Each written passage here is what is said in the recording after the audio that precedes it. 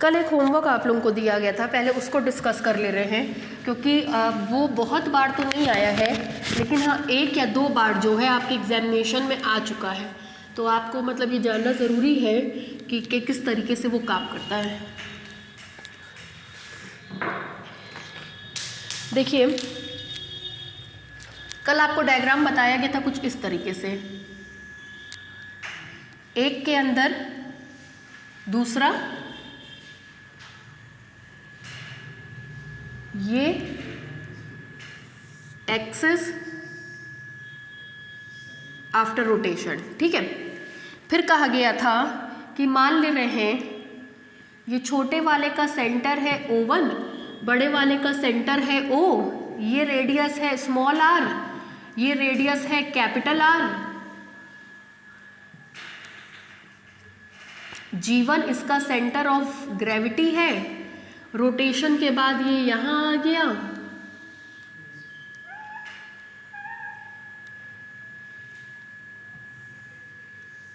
ये रहा रोटेशन के बाद, ये रोटेशन जिस एंगल से हुआ वो एंगल कितना था थीटा, उसके बाद इसका नया सेंटर हमने माना था O2,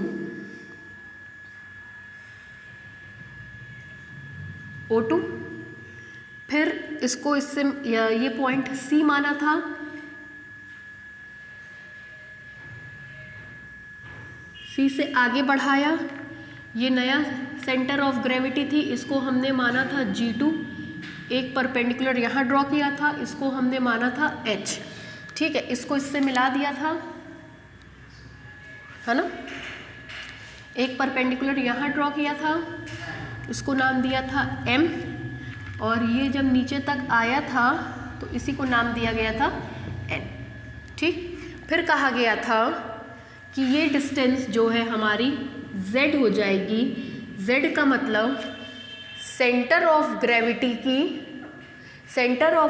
की इससे जो डेप्थ होती है या हाइट होती है वही Z है, मतलब ये Z है, ठीक है।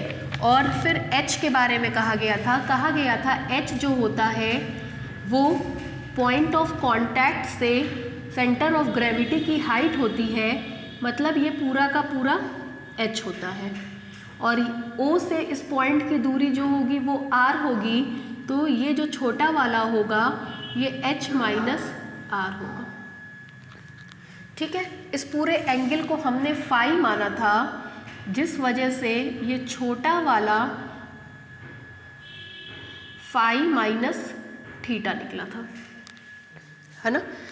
चलिए Z निकलवाइए, Z is equal to OH, this implies that Z is equal to OH को लिख सकते हैं OG1 minus HG1, this implies Z is equal to OG1, OG1 के लिए ये वाला राइट एंगल ट्रायंगल देखें, इन ट्रायंगल OG1 O2, इससे cos थीटा लगाएंगे, cos theta is equal to आधार बटे कर्ण, आधार हो जाएगा OO2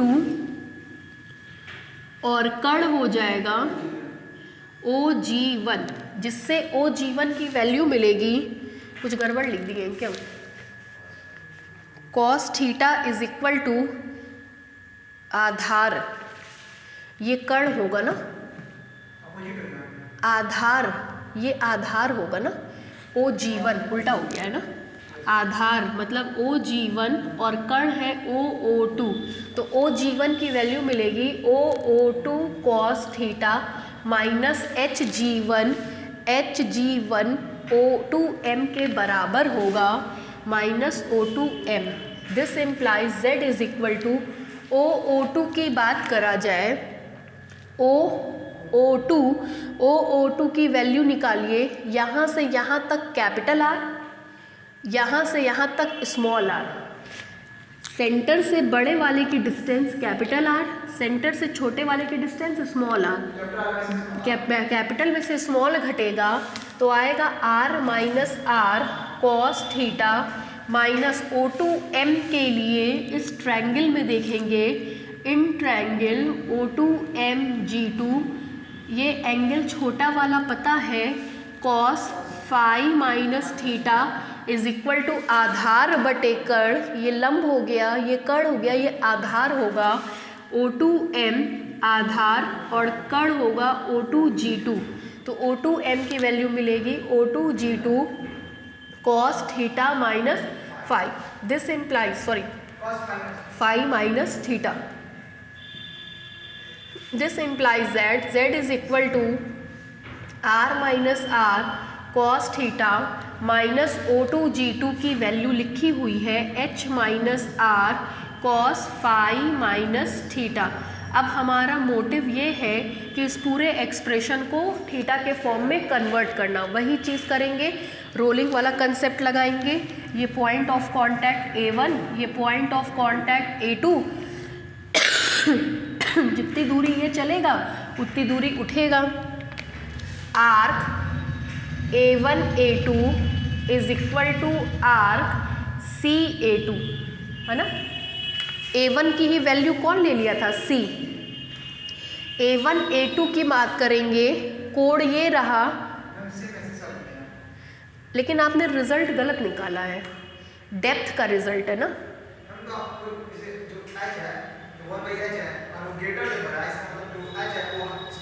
देखिए 1/h एक्सप्रेशन आया होगा 1/r minus 1/r greater than less than. आपके हिसाब से ये क्या कंडीशन होगी?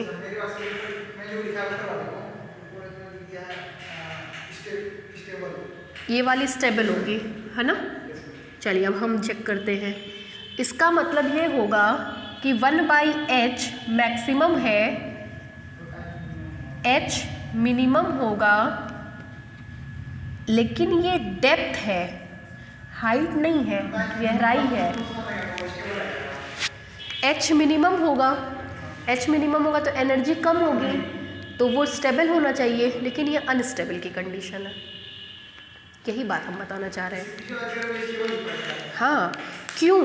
क्योंकि वहाँ पे हाइट माप रहे हैं, यहाँ पे डेप्थ माप रहे हैं। हाइट बढ़ती है एनर्जी बढ़ेगी, डेप्थ बढ़ेगी तो एनर्जी घटेगी, ये डिफरेंस है। हाइट बढ़ती है तो डेप्थ घटती है ना। यहाँ पे पॉइंट से इसकी डिस्टेंस है, नीचे जा रहे हैं, तो ये क्या है, डेप्थ है, रिजल्ट उल्टा हो जाएगा। तो ये आपका अनस्टेबल होगा और ये आपका स्टेबल होगा, ये हम बताना चाह रहे थे। ठीक है, आगे बढ़े हम। चलिए नेक्स्ट क्वेश्चन, अब हो जाएगा। नेक्स्ट क्वेश्चन लिखिए। हम 1 सेकेंड एक्सप्रेशन निकाल दे बाकी बच्चों के लिए भी।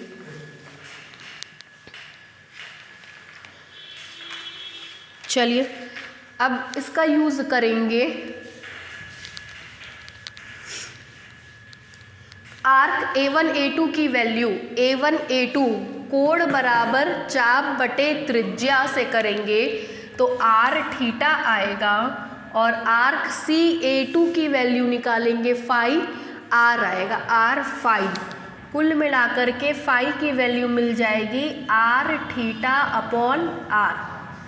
अब इस वैल्यू को ले जा करके पुट कर देंगे इक्वेशन नंबर 1 में। Using this value in equation 1, using this value in equation 1 comma we get, जैसी यूज़ करेंगे मिल जाएगा z is equal to r minus r cos theta minus h minus r cos phi minus theta, r upon r minus,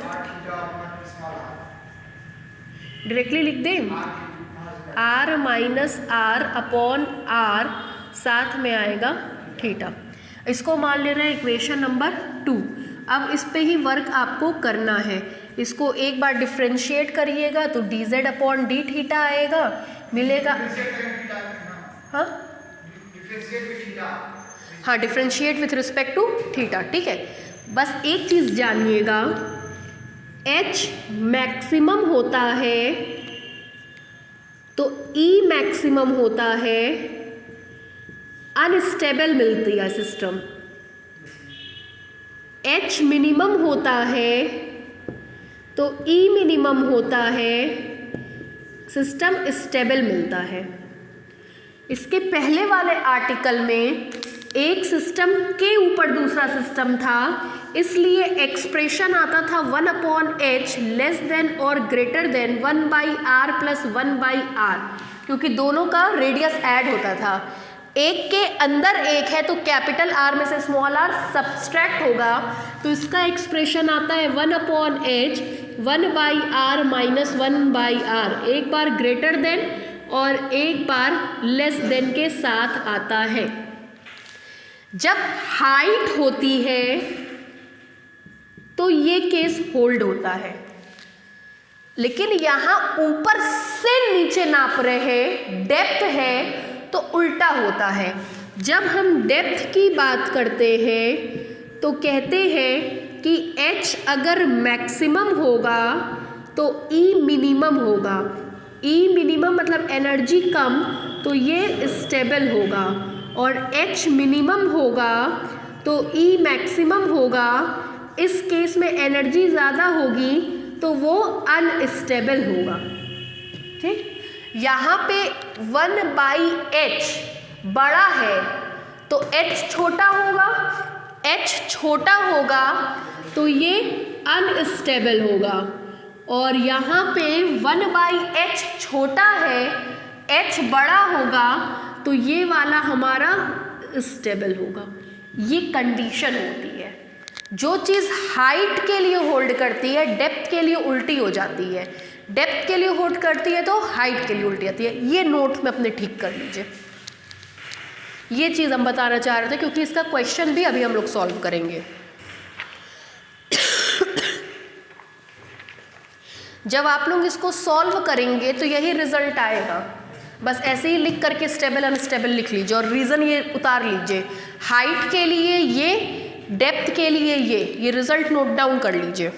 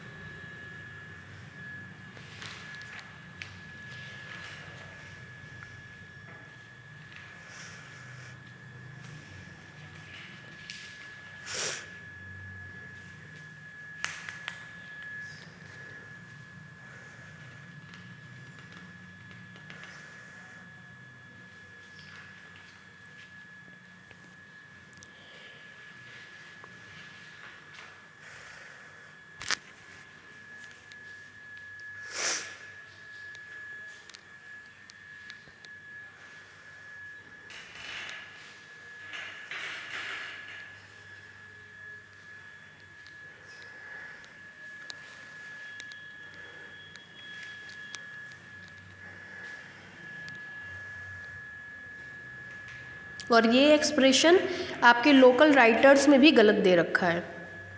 main ये बात है।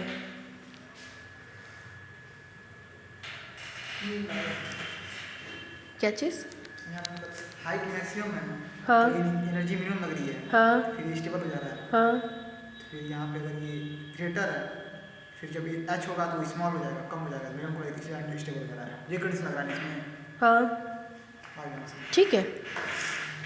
आपको basically ये दोनों चीज़ दिमाग में रखनी है, ये और ये, यही मेन चीज़ है। अगर ये आपके दिमाग में सेट हो गया, हाइट बढ़ती है एनर्जी बढ़ती है अनस्टेबल, हाइट घटेगी एनर्जी घटेगी स्टेबल, हाइट बढ़ेगी डेप्थ बढ़ेगी, मतलब डेप्थ मतलब गहराई, डेप्थ बढ़ेगी तो एनर्जी घटेगी स्टेबल, और डेप्थ बढ़ेगी घटेगी एनर्जी बढ़ेगी अनस्टेबल।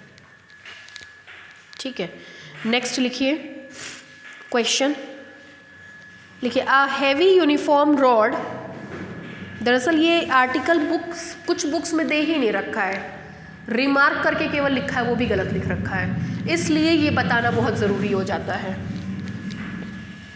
लिखिए question, a heavy uniform rod rest, a heavy uniform rod rest with one end against a, with one end against a, with one end against a smooth vertical wall,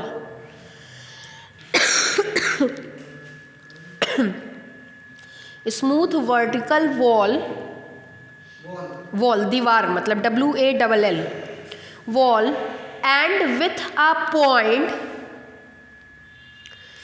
and with a point in its length,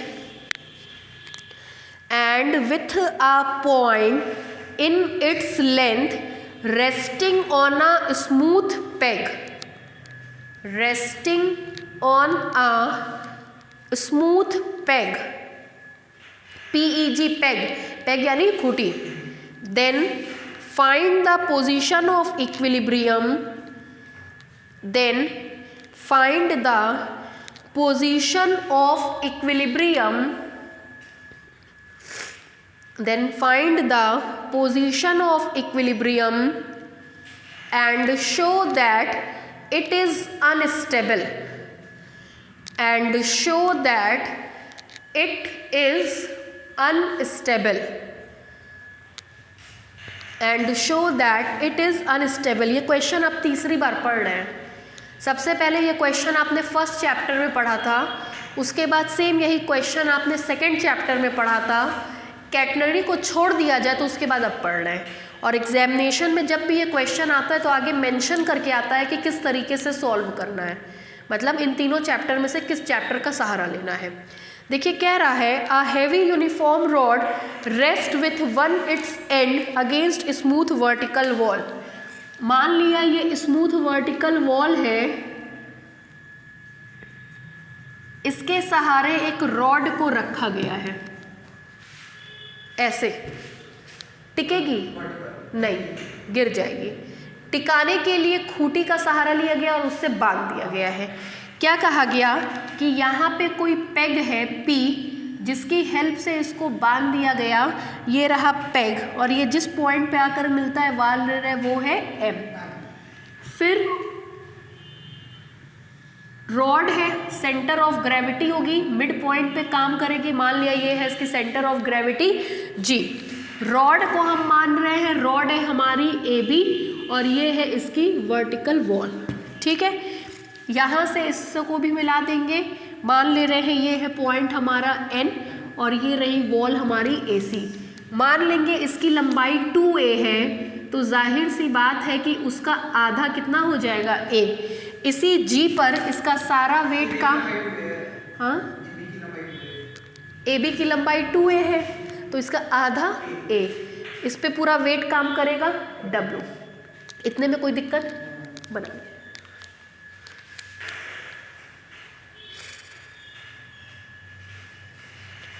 peg की distance हमने मान लिया vertical wall से B है, इसको पीछे की तरफ बढ़ाएंगे, मान लिया ये एंगल थीटा है।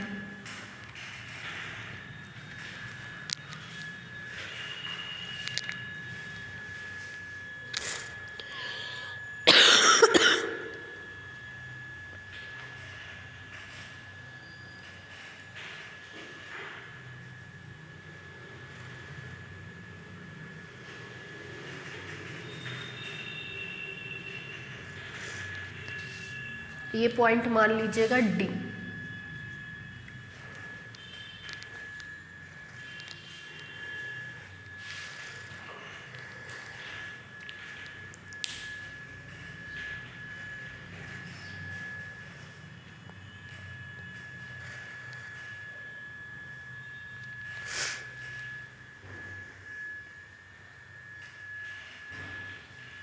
कल अगर समय बचेगा तो हम इसका अगला चैप्टर शुरू करेंगे मैकेनिक्स का, है ना, सेक्शन बी, मतलब सेक्शन बी का पहला चैप्टर होने के बाद फिर हम एक बार रुक जाएंगे। कल दोनों ही कॉपी लेकर आइएगा मेरी वाली।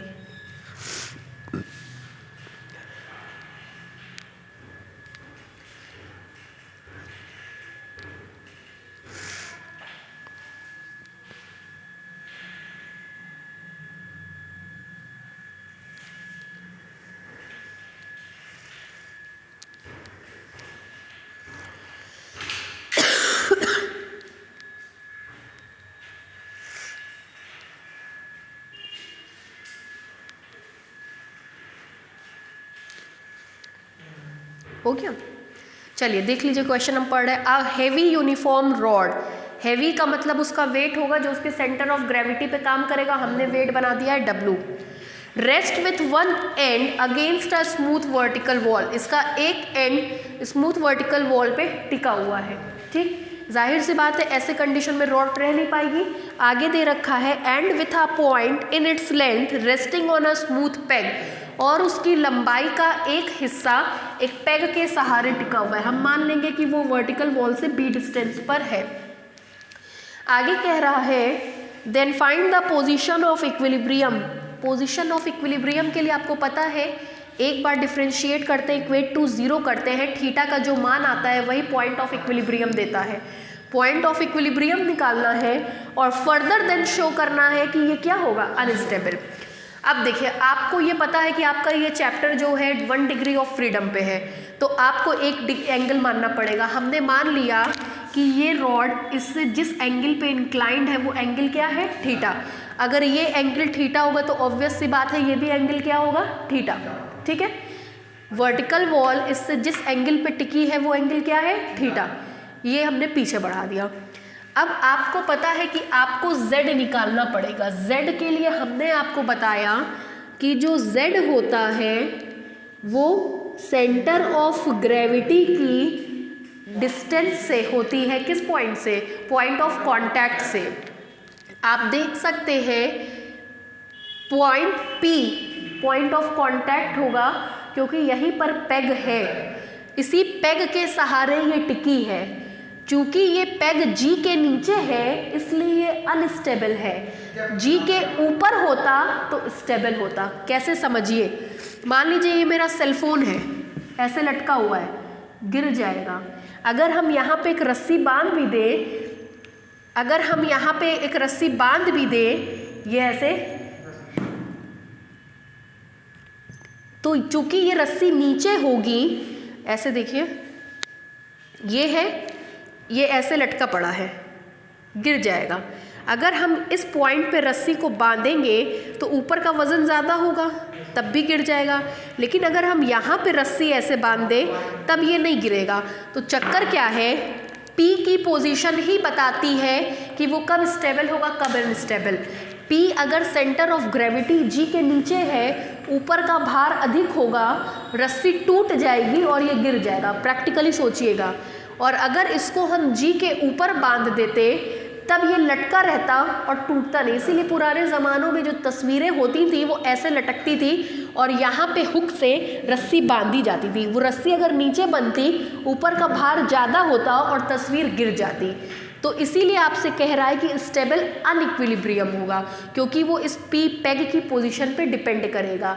तो पेग हमारा फिक्स पॉइंट होगा जिससे हम सेंटर ऑफ ग्रेविटी की दूरी को मापेंगे, ठीक है। तो अगर हम P से सेंटर ऑफ ग्रेविटी की दूरी को मापें तो यहाँ से एक परपेंडिकुलर डालेंगे, इसी परपेंडिकुलर को हम क्या मानेंगे, Z। तो ये Z इस वाले Z के क्या होगा, बराबर होगा। चूंकि P से दूरी माप रहे हैं, P से ऊपर बढ़ रहे हैं, तो ये हाइट का केस होगा, ठीक है। अगर centre of gravity fix point के ऊपर होती है तो हाइट, और फिक्स पॉइंट के नीचे होती है तो डेप्थ। जैसे पहले वाले केस में ऐसे था, फिक्स पॉइंट O नीचे था, सेंटर ऑफ ग्रेविटी G ऊपर थी। G ऊपर होगा तो हाइट, और अब की वाले केस में ऐसे था, फिक्स पॉइंट आपका ओ ऊपर था, सेंटर ऑफ ग्रेविटी नीचे था, तो ये डेप्थ। ठीक है, अब यहाँ देखिए, यहाँ पे चूंकि सेंटर ऑफ ग्रेविटी ऊपर की तरफ है तो कौन सा केस होगा, हाइट। हम कोशिश करेंगे z को थीटा के फॉर्म में लाने की। z is equal to G D, ठीक, G D is equal to mn। This implies z is equal to mn की जगह लिखा जा सकता है na minus ma। This implies z is equal to na is okay, ma is also okay. ठीक है, ठीक है, अब देखिए na के लिए ये बड़े वाले ट्रायंगल की हम बात करेंगे, मिलेगा इन ट्रायंगल NAG। ठीक है, NA चाहिए cos theta is equal to आधार मतलब NA अपॉन कर्ण मतलब GA।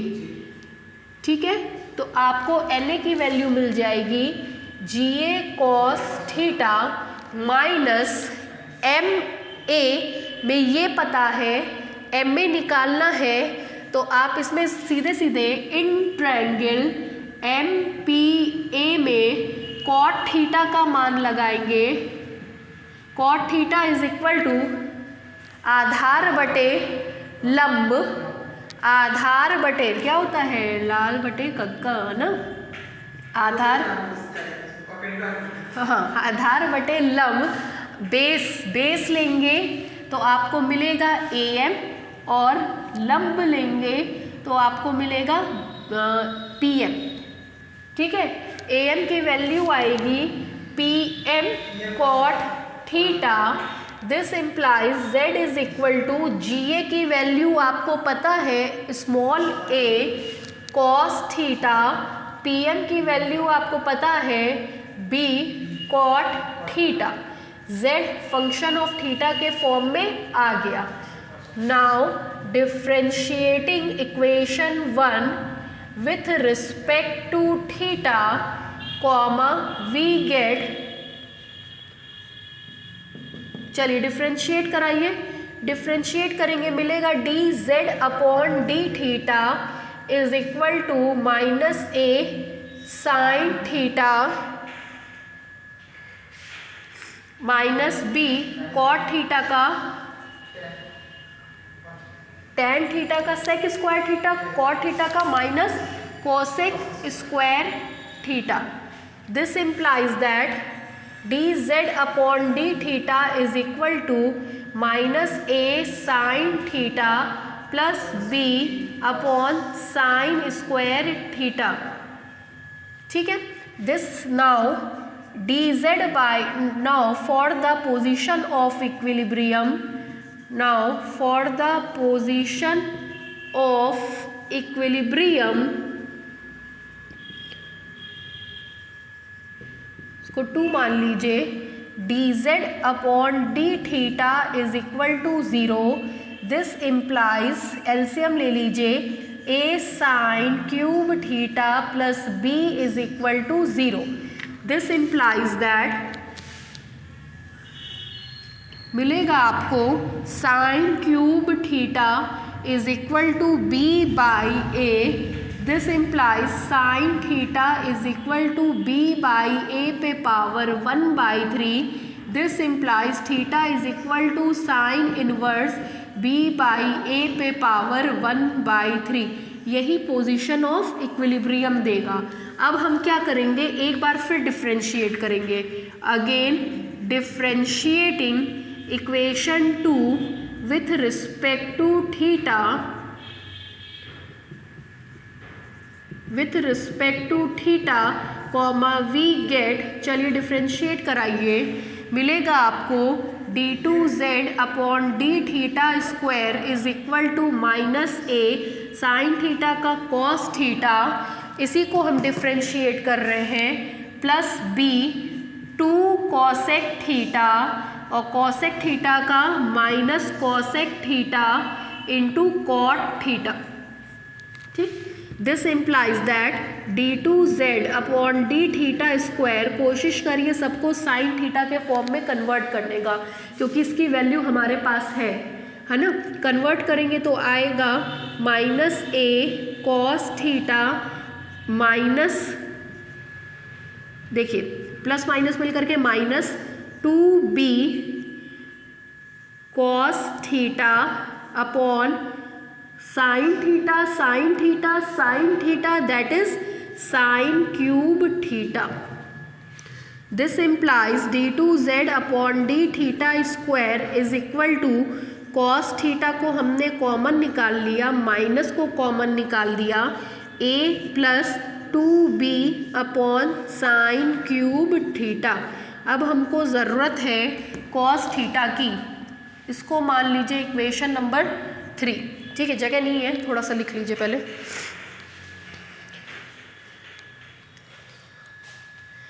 कहाँ तक लिखा भी, रुक जाइए, स्टेटमेंट लिखवाएंगे हम।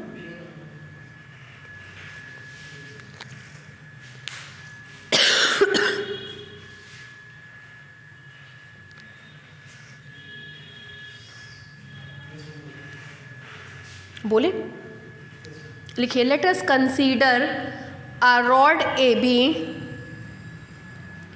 let us consider a rod AB which is in contact with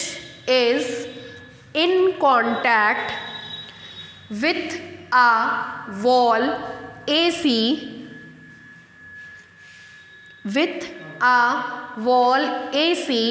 at point capital A, comma, inclined at an angle theta,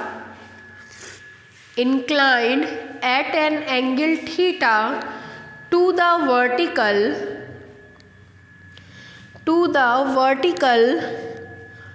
such that AB is equal to 2A, such that AB is equal to 2A, full stop. The center of gravity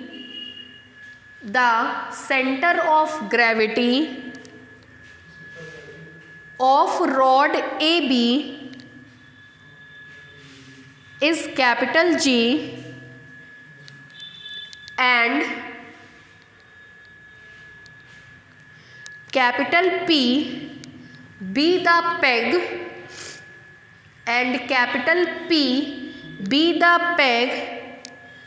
which is at a distance small b, from the vertical wall,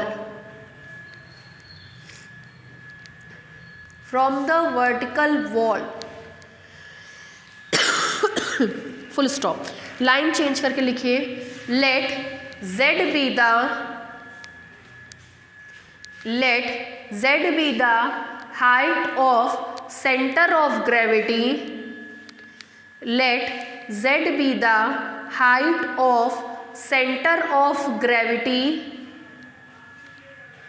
of the rod from peg capital P,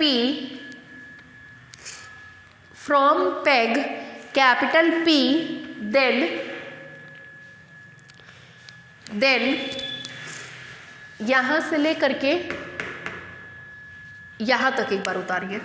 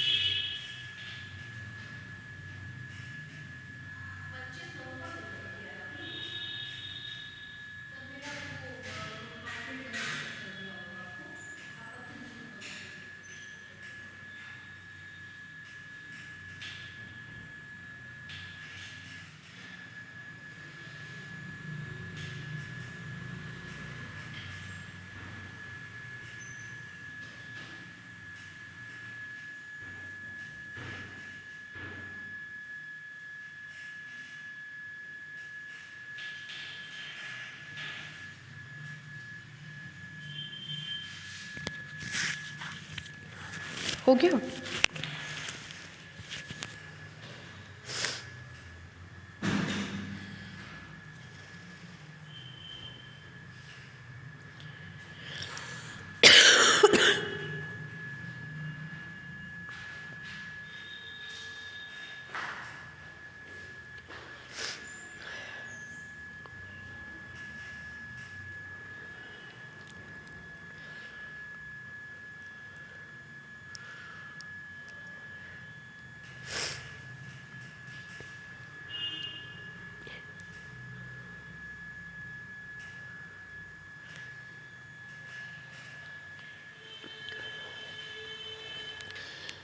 एक question इसमें most probably बचेगा, बहुत important question है, वो हम कल अगर आज लिखवा देंगे तो कल ही कराएंगे, आज हो भी नहीं पाएगा और कल ही ये चैप्टर ख़त्म हो जाएगा।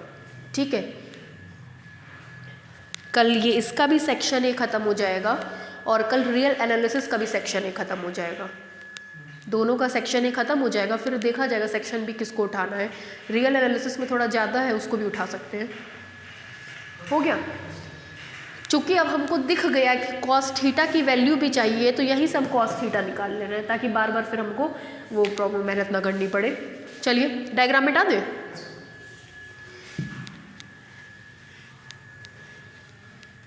इसके बाद आप यहाँ पे आ जाइएगा सीधे, cos theta is equal to √1 minus sine square theta. This implies cos theta is equal to √1 minus sine square theta का मतलब b/a पे पावर 2/3। उतारिए, फिर नीचे से लिखिएगा आगे। ये उतार लीजिए, यहाँ से यहाँ उतारिए।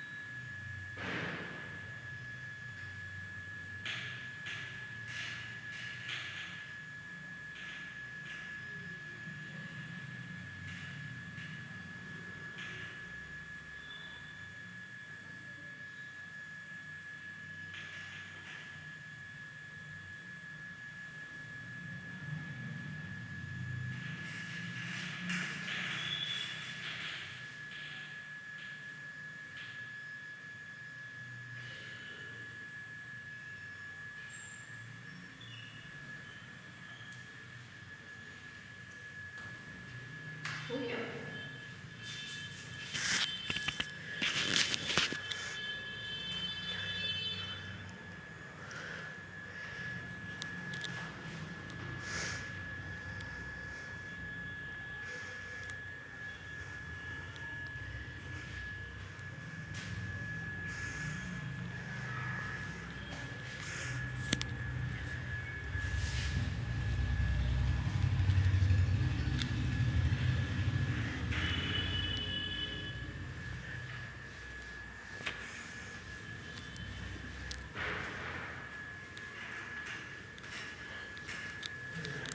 हो गया।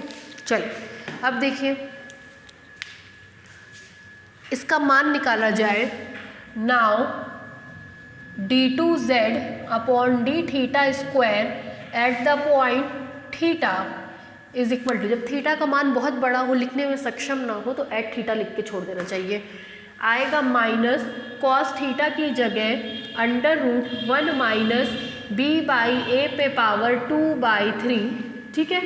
साथ में आएगा a प्लस 2b और साइन क्यूब थीटा की वैल्यू है b बाई ए। b से b कटेगा, आएगा d2z upon d theta square at theta is equal to किसके ऊपर, लेकिन हमको तो साइन क्यूब थीटा चाहिए, sine cube theta b by A. a से b कटेगा, ये ऊपर जाएगा 2a plus 3a under root 1 minus b by A पे पावर 2/3। a हमेशा पॉजिटिव, 3 हमेशा पॉजिटिव, रूट की वैल्यू नेगेटिव होगी नहीं, ये भी हमेशा कैसा आएगा, पॉजिटिव।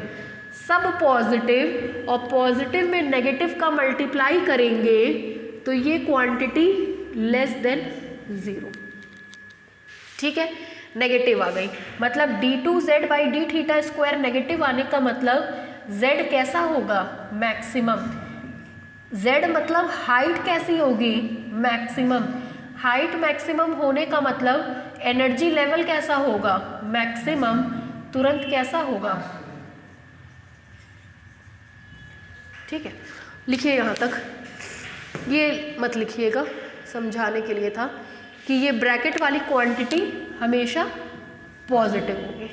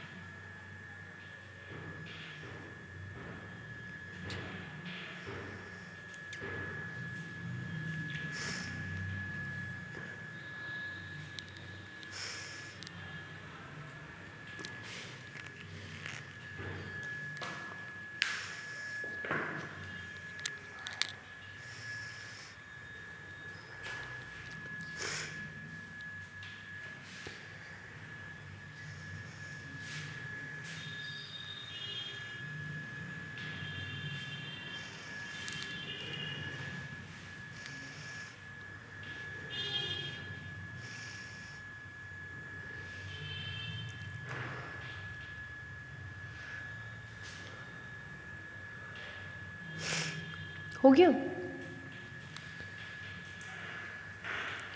बोले नीचे से लिखिए, hence z is maximum, hence z is maximum, that is the height of centre of gravity is maximum, that is the height of centre of gravity is maximum and therefore the rod is in unstable equilibrium, and therefore the rod is in unstable equilibrium, and therefore the rod is in unstable equilibrium. हो गया। Next question लिखिए, बहुत important है, आपकी book में पता नहीं है कि नहीं है, कुछ बुक में है कुछ में नहीं है। लिखिए, a lamina is in the form of cycloid, a lamina is in the form of cycloid, a lamina is in the form of cycloid, comma, whose generating circle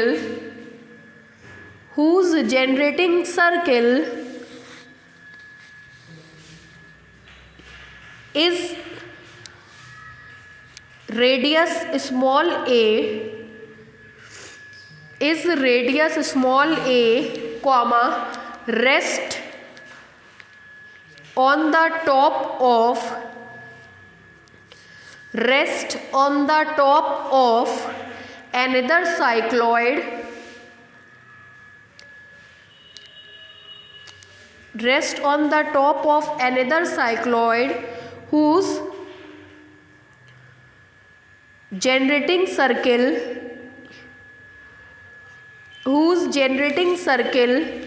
is of radius small b. Whose generating circle is of radius small b, small b, comma, where vertices being in contact,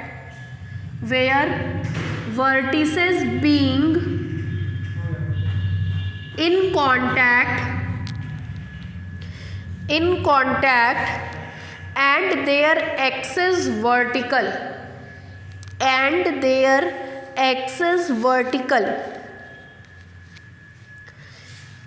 if small h be the height of the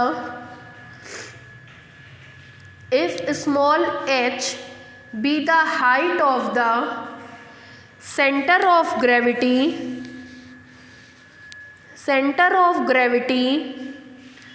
of the upper cycloid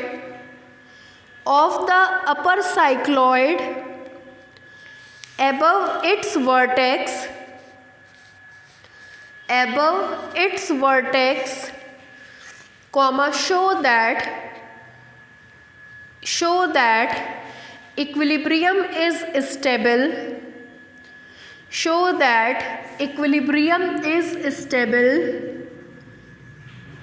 only if h is less than 4ab upon a plus b, only if h is less than 4ab upon a plus b and is unstable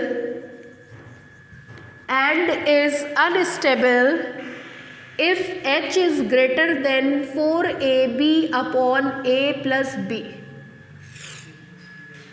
ठीक है, question अगर आपने देखा होगा तो कई बार आपको मिलेगा। पहली बात तो एक शब्द आया है साइक्लॉइड, कह रहा है एक साइक्लॉइड ये है, साइक्लॉइड का डायग्राम ऐसे बनता है, एक साइक्लॉइड ये है और एक साइक्लॉइड ये है, दोनों इस तरीके से हैं कि दोनों के वर्टिसेस आपस में कांटेक्ट में है, इसको बोलते हैं साइक्लॉइड का वर्टेक्स। ठीक है, एक साइक्लॉइड ये दोनों आपस में एक दूसरे के ऊपर इस प्रकार से रखे हुए हैं कि दोनों का वर्टिसेस आपस में कांटेक्ट में है। कह रहा है ऊपर वाले का जो जनरेटिंग सर्किल है, जनरेटिंग सर्किल ये होता है कि साइक्लॉइड को जिस सर्किल की हेल्प से बनाया गया है that one is called generating circle, ये इसका जनरेटिंग सर्किल है। नीचे वाले साइक्लॉइड को जिस सर्किल की हेल्प से बनाया गया है वो ये है,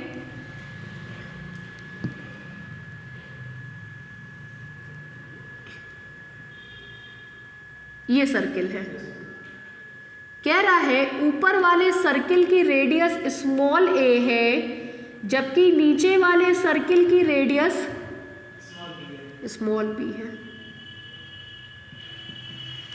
ठीक है, पढ़िए अब question. A lamina is in the form of cycloid whose generating circle is a radius small a, rest on the top of another cycloid whose generating circle is radius small b, where vertices being in contact and their axis vertical। ठीक है, आगे देखिए। If h be the height of center of gravity of upper cycloid above its vertex, मान ले रहे vertex जिस point पे contact में है दैट पॉइंट इज ए। कह रहा है कि इसकी जो सेंटर ऑफ ग्रेविटी है जी वो एच हाइट पे है। ठीक है, तो कह रहा है ये शो करके दिखाइए कि स्टेबल के लिए ये कंडीशन होगी, अनस्टेबल के लिए ये कंडीशन होगी।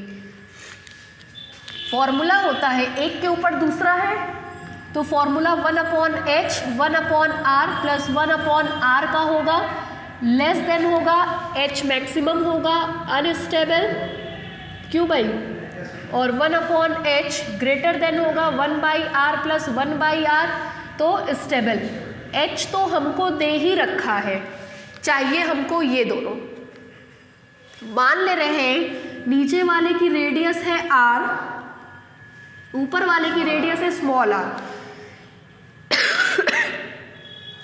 पॉइंट ऑफ कांटेक्ट पे ये सरफेस और ये सरफेस कांटेक्ट में है, तो इन्हीं दोनों की रेडियस हमको चाहिए। साइक्लॉइड की रेडियस मतलब रेडियस ऑफ कर्वेचर, है ना। साइक्लॉइड का इक्वेशन होता है S is equal to 4a sine psi intrinsic में, तो इसको डिफ्रेंशिएट करेंगे तो ds upon d psi is equal to 4a cos psi. चूंकि इसकी रेडियस a है तो इसका इक्वेशन होगा S is equal to 4a sine psi, और इसका इक्वेशन होगा S is equal to 4b sine psi. ठीक, नीचे वाले का इक्वेशन होगा S is equal to 4b sine psi. Differentiate करेंगे तो ds upon d psi is equal to 4b cos psi. Point of contact पे निकालना है, at point of contact A।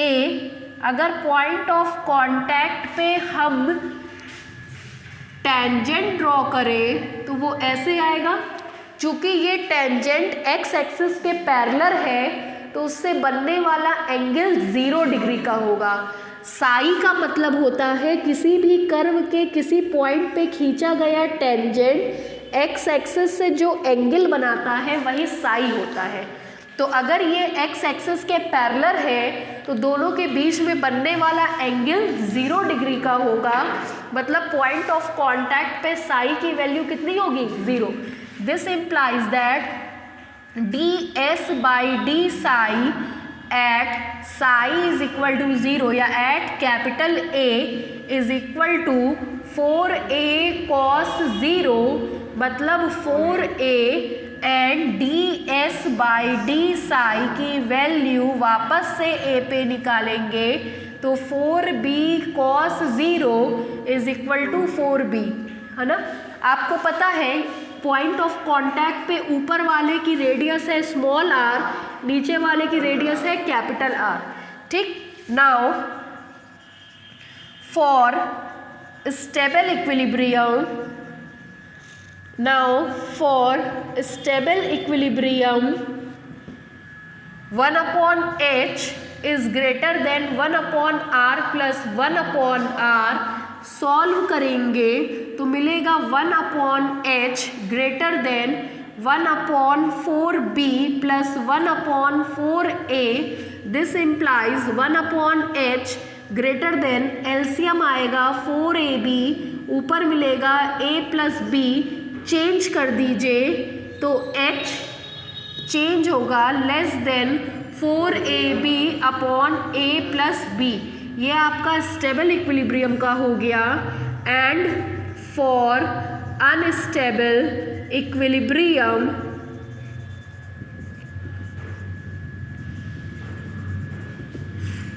Unstable के लिए निकालेंगे तो मिलेगा 1 upon h is less than 1 upon r plus 1 upon r। This implies that 1 upon h less than 1 upon 4a plus 1 upon 4b। LCM लेंगे तो 1 upon h less than ऊपर की तरफ मिलेगा a प्लस b, नीचे आएगा 4ab, चेंज करेंगे तो h greater than 4ab upon a plus b। बहुत इंपॉर्टेंट क्वेश्चन है ये, ठीक है। चलिए लिखिए,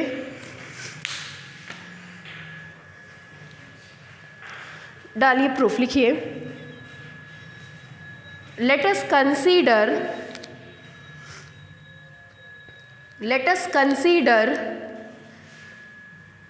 to cycloid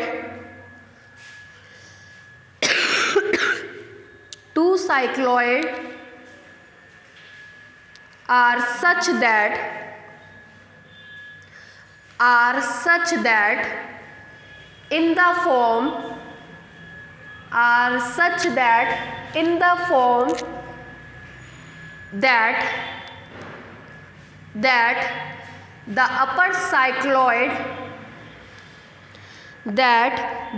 cycloid has generating circle, the upper cycloid has generating circle of radius small a, whereas the lower cycloid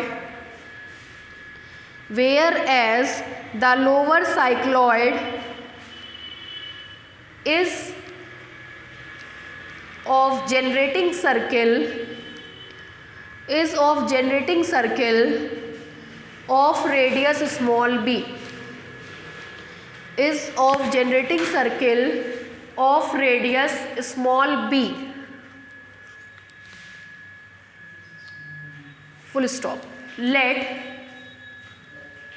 A be the point of contact, let A be the point of contact of the vertices of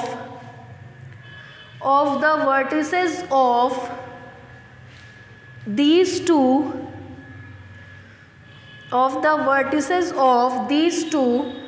generating circles, of these two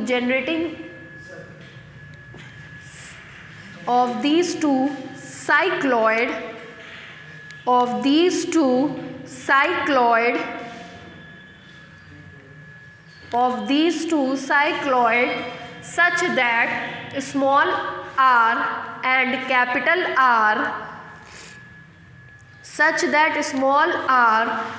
capital R be the radius of curvature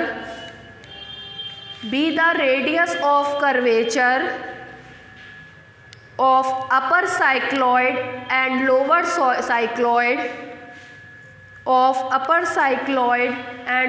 cycloid at point of contact capital A respectively. At point of contact capital A respectively. Full stop. Line change करके let small h be the height of center of gravity. Let small h be the height of center of gravity of upper cycloid from the point of contact capital A. From the point of contact capital A. Then the intrinsic equation of these two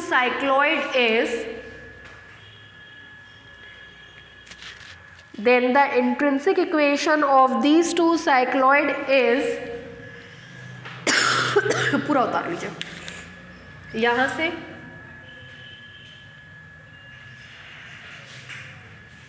पहले यहाँ तक, फिर यहाँ से यहाँ तक उतारिए।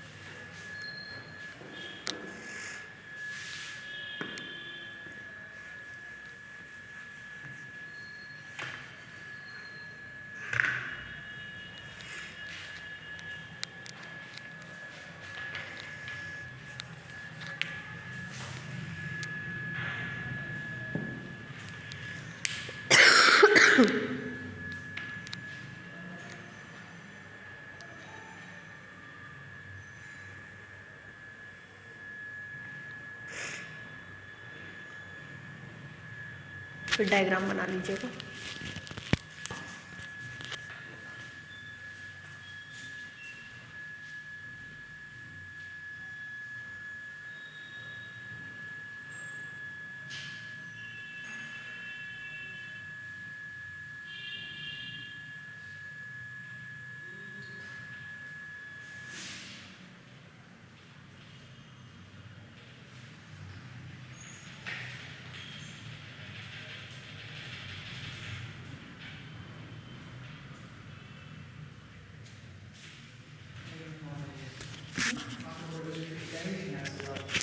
हाँ, इसके बाद ये लाइन, ये डायग्राम, ये बगल में, ये बगल में, ये ज़ीरो, ये दोनों बगल में।